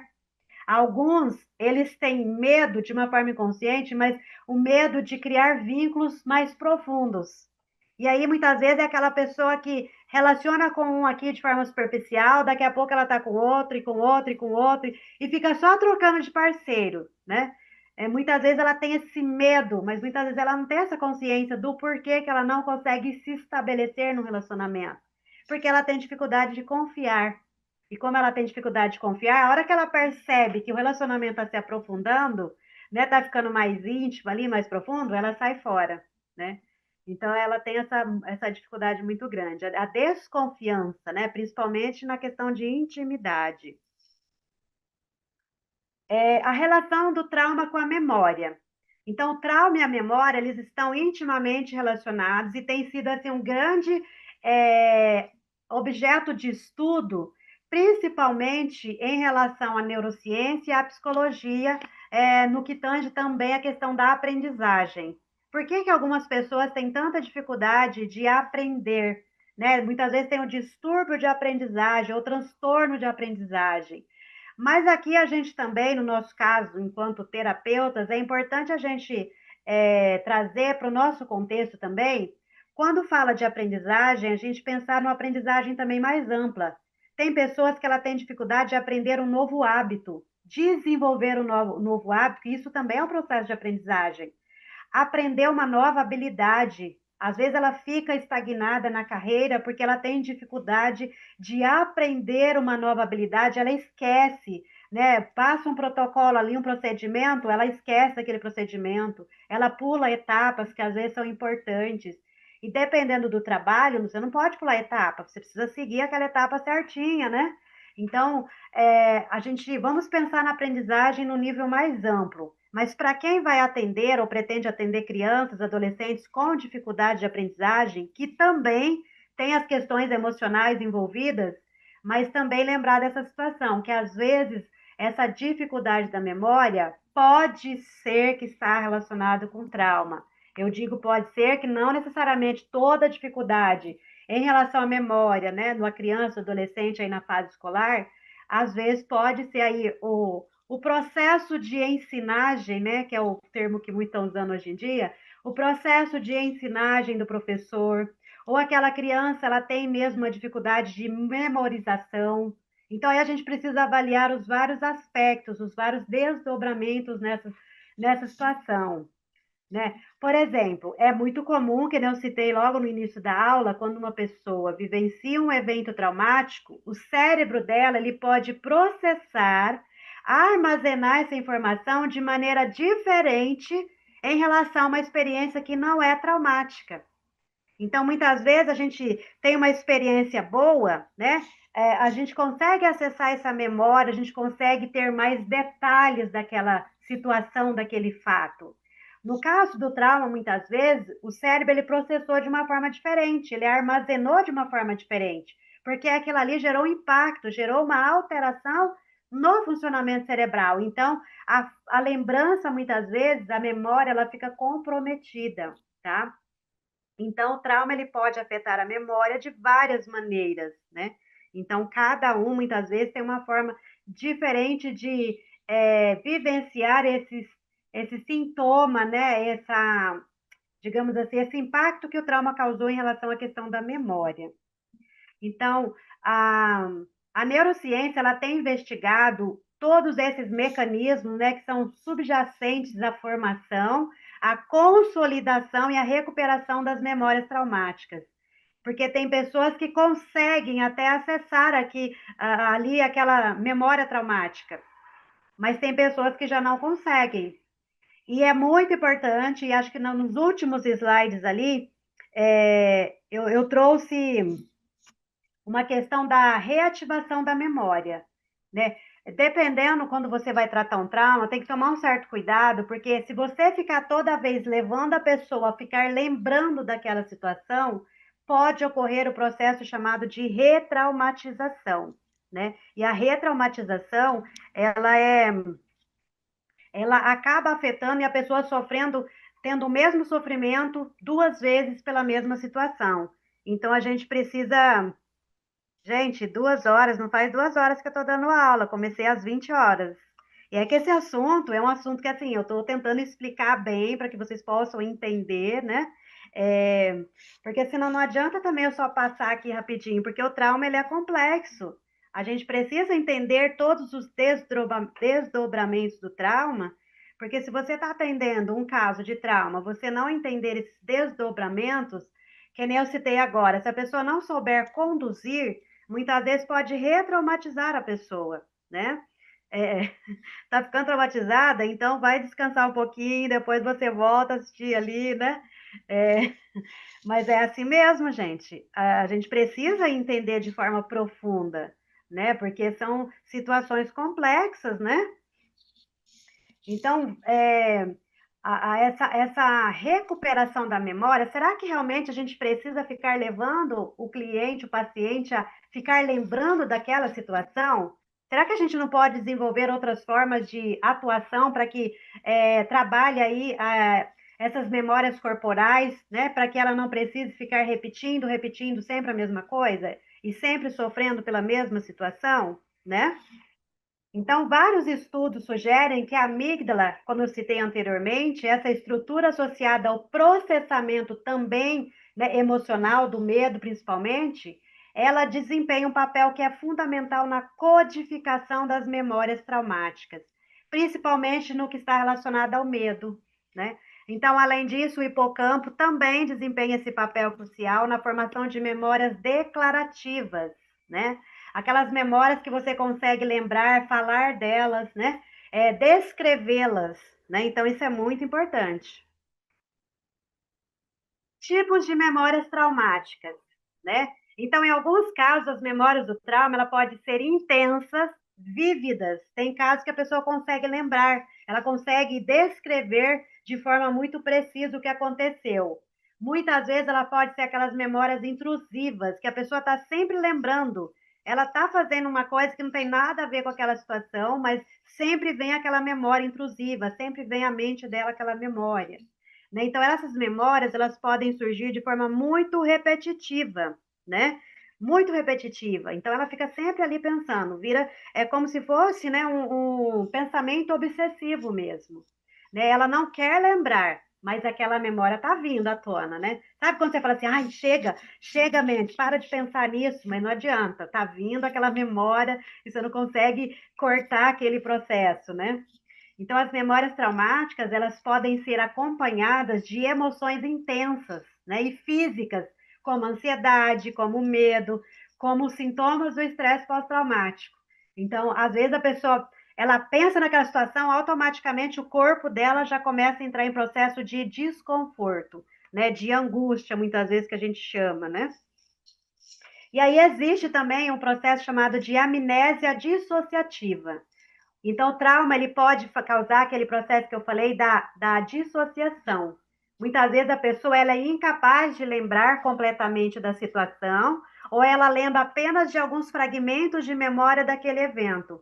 Isso aconteceu como forma de proteção, é um mecanismo de defesa do cérebro para proteger a pessoa daquela intensidade emocional, daquela situação, daquele fato. Então, ou seja, o inconsciente reconhece que aquela pessoa não vai dar conta, ela não tem repertório emocional psíquico para lidar com aquela situação, então ele causa o quê? Essa memória, amnésia dissociativa. Ela lembra só da parte da que ela consegue dar conta, né? Ela só lembra da parte que ela consegue é, enfrentar ali naquele momento, né? Então, o nosso inconsciente, o nosso cérebro, eles trabalham de uma forma muito inteligente. Eles fazem de tudo para nos proteger, para nos preservar e manter a nossa sobrevivência. Então, por isso que em muitos casos tem aí essa dissociação. E existe também a memória fragmentada, como eu citei, né? Em alguns casos, a memória do trauma ela pode estar fragmentada. Então, tem algumas informações que elas são inconsistentes. Muitas vezes a pessoa conta aquele fato, mas ela começa a contar, e quando ela está contando para alguém que vivenciou o fato, né? Aí a pessoa fala: Não, mas não foi bem assim que aconteceu, não. Você está enganada. E aí, muitas vezes, ela passou a vida toda contando aquela mesma história para ela, aquela mesma narrativa, acreditando que foi exatamente daquele jeito que aconteceu. Só que muitas vezes a mente dela criou parte daquela história. E aí ela muitas vezes sofria com aquela interpretação que ela teve, que ela criou, né? Porque a nossa mente ela é maravilhosa, mas ela é danadinha para criar histórias que muitas vezes essas histórias que criamos nos faz sofrer, gera um sofrimento muito grande. E aí, no processo de ressignificação, né, dessas memórias, a gente consegue ajudar a pessoa a aprender a contar uma nova história de uma forma que ela entenda o que aconteceu, que trabalhe essas memórias para que não gere sofrimento. Aí ela vai, a partir dessa ressignificação, ela vai conseguir contar aquela história sem sofrer, sem entrar em contato com a dor, porque foi ressignificado, né? Não mudou o fato, continuou da mesma forma, mas ela aprendeu a olhar de uma forma diferente, agora com novos recursos, né, emocionais, psíquicos.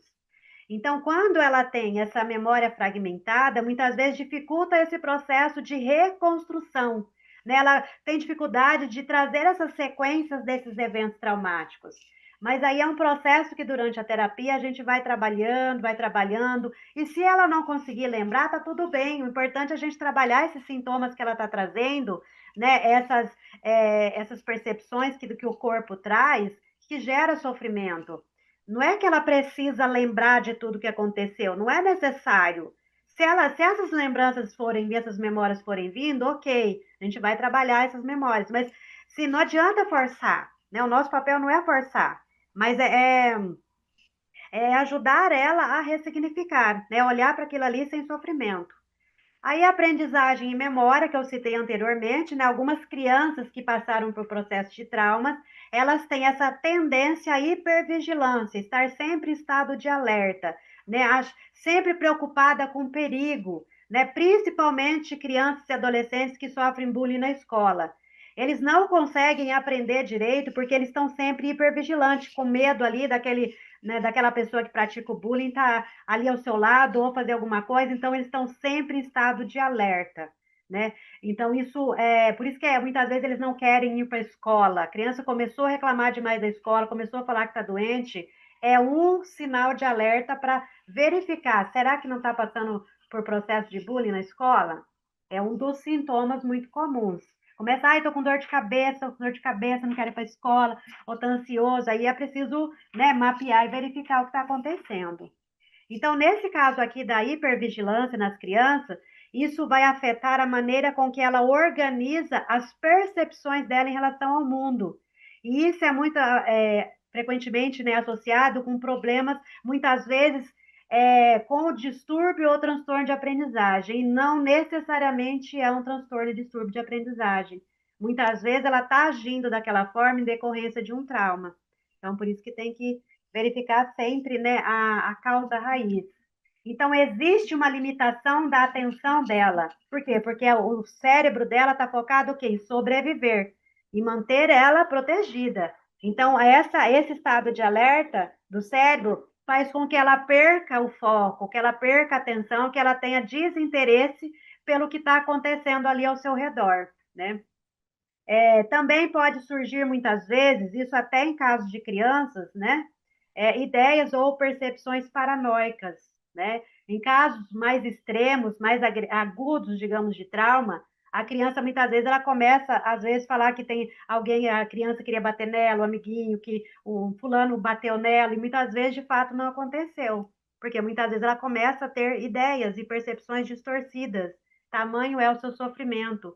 Aí ter dificuldades, né, com as relações sociais, começa a brigar muito na escola, por exemplo, né, começa a ficar agressiva, principalmente aquelas que já foram expostas a violências, elas têm dificuldade de se adaptar, ela tem um comportamento muito mais agressivo, enfrentativo, né, do que as outras crianças que tiveram ali uma infância mais, digamos, harmoniosa, né, que tiveram vínculos seguros, vínculos saudáveis ali com seus cuidadores.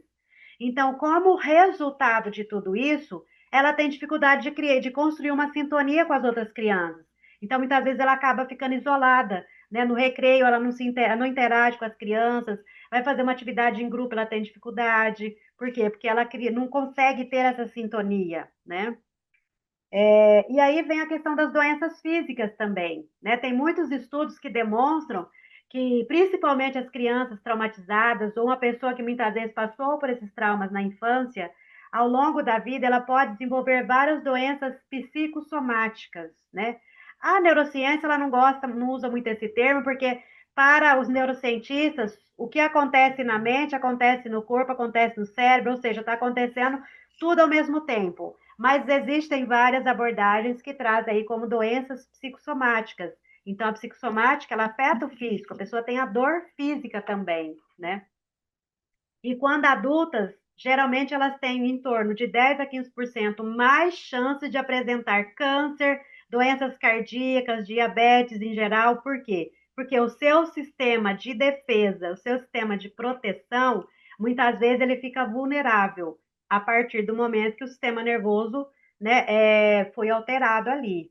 Então, durante a adolescência, pode acontecer de essas pessoas participar de atos destrutivos, de violências, muitas vezes, né, de agressões, muitas vezes contra si e contra os outros também. Não que os adultos não possam passar por isso, né, mas os adolescentes, principalmente, porque ele está nesse período de transição, né, nessa fase de transição.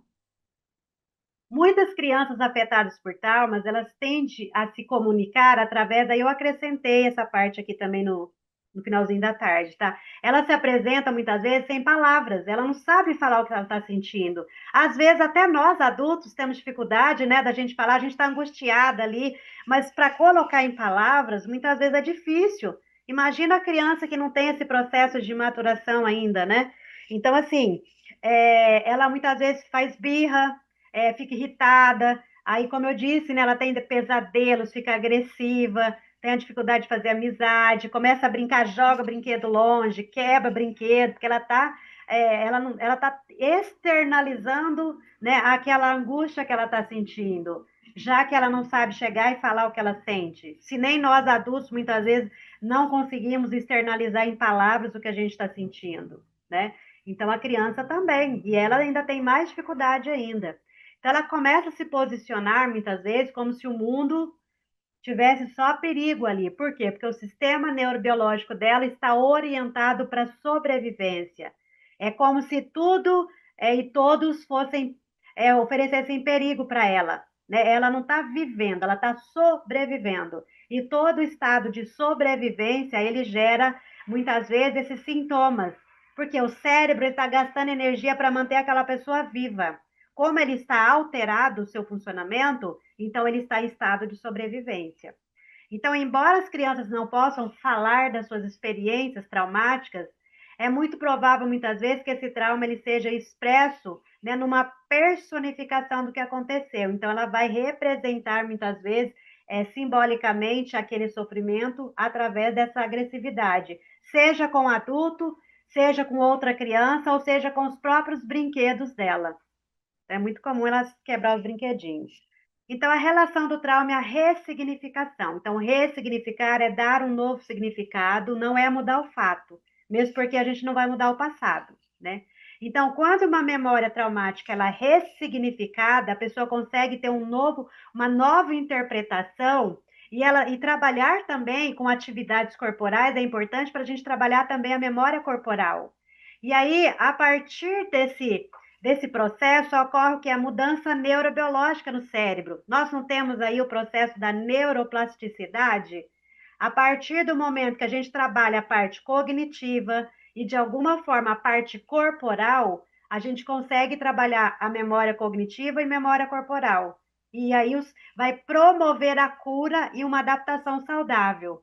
Por mais que a pessoa tenha passado por situações muito difíceis e traumáticas, a partir do momento que ressignifica, que trabalha expressões que movimentam o seu corpo, que organiza, né, o seu corpo, ela aprende a se organizar, a ter essa regulação emocional, ela consegue ter uma vida saudável, né, psiquicamente, emocionalmente e socialmente. Então, é importante a gente entender que não é repetindo a mesma história traumática que é o que vai gerar cura. Embora algumas abordagens muitas vezes focam muito nisso, mas eu tenho aprendido muito através dos estudos da neurociência e com vários profissionais que atuam diretamente com trauma, que não é ficar repetindo muitas vezes, é você construir repertório para aquela pessoa, para que ela aprenda a regular o seu emocional, que ela aprenda a expressar através do corpo. Então, incluir atividades que envolvam o corpo, expressões corporais, muitas vezes o movimento corporal. Tem pessoas que gostam de dança, né? A pessoa sair para dançar também, mesmo que não é na terapia, não necessariamente que a dança precisa ser na terapia em si, mas ela dançar em casa, então ela tá o quê? Fazendo esse movimento com o corpo, ela tá fortalecendo esse corpo de forma saudável. Então, as memórias dolorosas, de alguma forma, elas vão se enfraquecendo. Teatro, né? Trabalhar com teatro. Você pode ter aqueles fantoches, né? Se você vai, principalmente com criança, compra aqueles fantoches, começa a contar historinha, ela também conta. Então, assim, isso é legal porque vai trabalhar de forma lúdica e também você vai conseguir trabalhar essa ressignificação, tanto a nível cognitivo quanto corporal, que ela vai precisar fazer os movimentos ali, né, com fantoche. Você pode usar com adultos também. É que o adulto às vezes acaba se tornando um pouco mais resistente, né, a essas questões mais lúdicas. Teatro, né, representação, o teatro também é muito importante. Fazer alongamentos, né, respirações, tudo isso vai ajudar, né, na parte cognitiva e na parte também corporal, né, memória corporal. E essa parte aqui foi o que eu falei da reativação da memória. Tomar cuidado quando você for fazer essa questão da ressignificação para não ficar voltando no mesmo assunto e a pessoa sofrendo de novo e retraumatizar. Né? Mas você pode ter técnicas específicas, né? Técnicas terapêuticas que vai gradualmente trabalhando essa ressignificação para que essa pessoa comece a contar uma nova história para si mesma, de si mesma também, né? Então, a reativação da memória traumática, ela pode ativar circuitos cerebrais específicos e associados à memória e ao evento do trauma. Tem um exercício que é muito bacana, que eu aprendi, que talvez vocês até já façam, já saibam, né?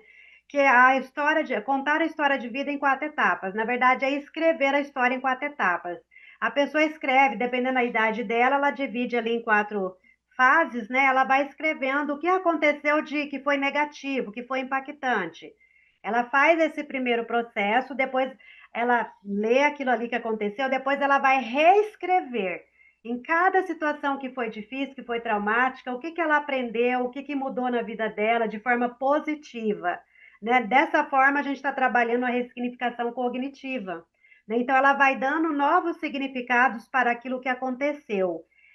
Tem pessoas que acessam muitas memórias dolorosas nesse processo, né? É uma técnica que aparentemente é simples, mas é uma técnica que mexe profundamente. Mas você pode trabalhar também utilizando recursos da arte, né? Se você tem revista lá no consultório, pede para ela recortar é, quatro, é, quatro figuras que cada figura vai representar essa fase da vida dela. Depois ela vai contar, né, uma história a partir dessas quatro fases.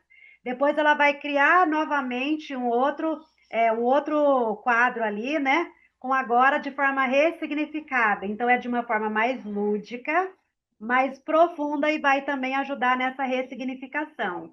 Então, existem várias técnicas, né, de ressignificação que vai ajudar ela a fazer esse processo, e aí a gente vai aos poucos. Se ela for fazer isso durante o atendimento, você percebeu que ela começou a mudar muito as expressões faciais, que você percebe que ela está entrando muito em sofrimento, para aquele processo, vai fazer uma outra técnica com ela, uma respiração, né, sei lá, um alongamento. Em outro momento você volta de novo nesse processo aí dessa reescrita, porque também o objetivo não é ficar acessando a dor, mas é tirar ela do processo de dor. Então, sempre que a gente está atendendo, a gente precisa observar expressão corporal, expressão facial, né, para ver se essa pessoa não está entrando de novo naquele sofrimento, tá? Bom, pessoal, o que eu tinha para trazer nessa aula, né? Nessa primeira aula eu trouxe, né? Eu vi que alguns aqui acharam que está longa, mas eu não vejo como você explicar bem sobre tudo o que acontece no trauma, e ainda tem muito mais além disso aqui. Isso aqui é um recorte, né, que eu tentei fazer para trazer para vocês, né? E a aula às vezes acaba ficando um pouquinho longa, mas ficou cansado? Para, vai lá, descansa, depois volta, assiste de novo, né? É bom que ela fica gravada, mas o objetivo é realmente esclarecer bem detalhado para vocês, porque se vocês vão atender situações de traumas, vocês já têm aí esse conhecimento, né? O conhecimento não é desperdiçado, a gente vai ter esse conhecimento, a gente vai usar ele em algum momento, tá? Então, eu